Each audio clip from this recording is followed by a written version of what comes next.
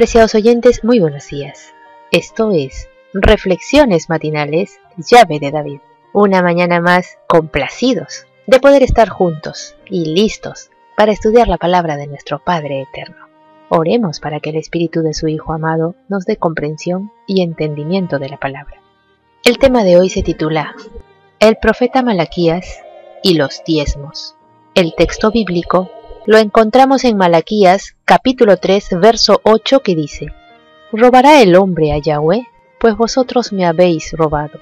Y dijisteis: ¿en qué te hemos robado? En vuestros diezmos y ofrendas. ¡Qué curioso! Todas las iglesias cristianas difieren grandemente en las principales doctrinas de fe, que son valiosas para la salvación eterna, y llevan encarnizadas rivalidades defendiendo ser la verdadera iglesia.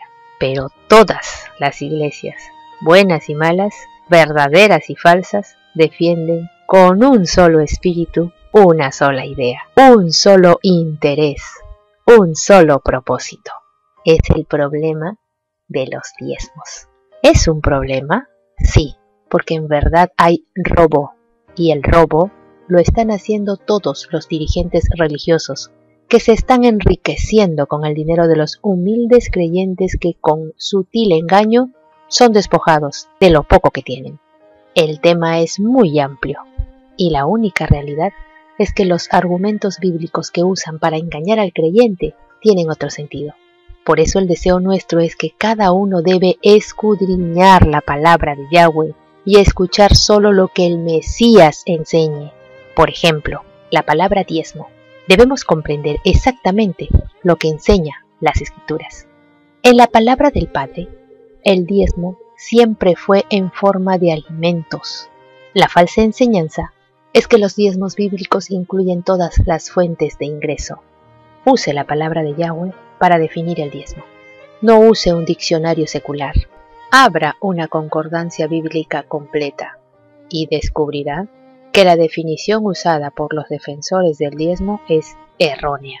En la palabra de Yahweh, el diezmo no está solo. Aunque el dinero existía antes del diezmo, la fuente original del diezmo de Yahweh nunca fue dinero.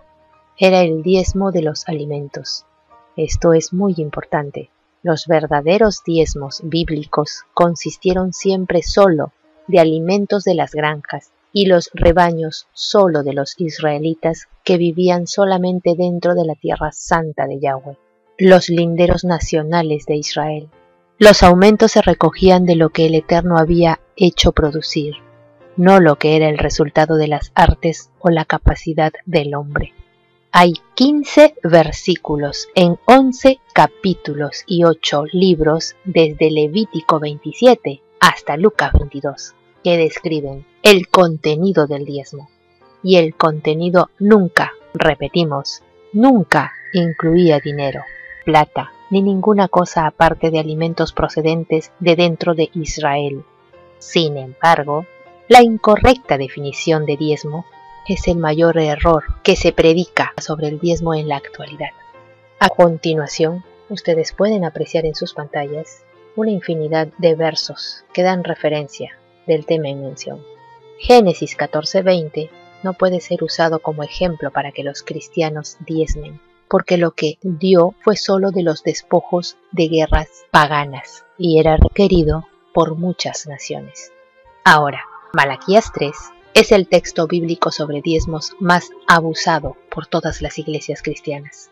La falsa enseñanza sobre los diezmos en Malaquías ignora hechos importantes en la Biblia. Primero, Malaquías es contexto antiguo para los levitas y sacerdotes. Levítico 27:34, Nehemías 10:28 y 29, Malaquías 3:7 y Malaquías 4:4. Segundo, en Malaquías 1:6, 2:1 y 3, del 1 al 5, Malaquías se dirige muy claramente a los sacerdotes deshonestos, que son maldecidos porque habían robado a Yahweh las mejores ofrendas. Tercero, las ciudades levitas deben ser consideradas y Jerusalén no era una ciudad levita. Josué 20:21. No tiene ningún sentido enseñar que el 100% del diezmo se llevaba al templo cuando la mayor parte de los levitas y sacerdotes no vivían en Jerusalén. Cuarto, en Malaquías 3, 10-11, Los diezmos todavía consisten solo de alimentos. Levítico 27 del 30 al 33.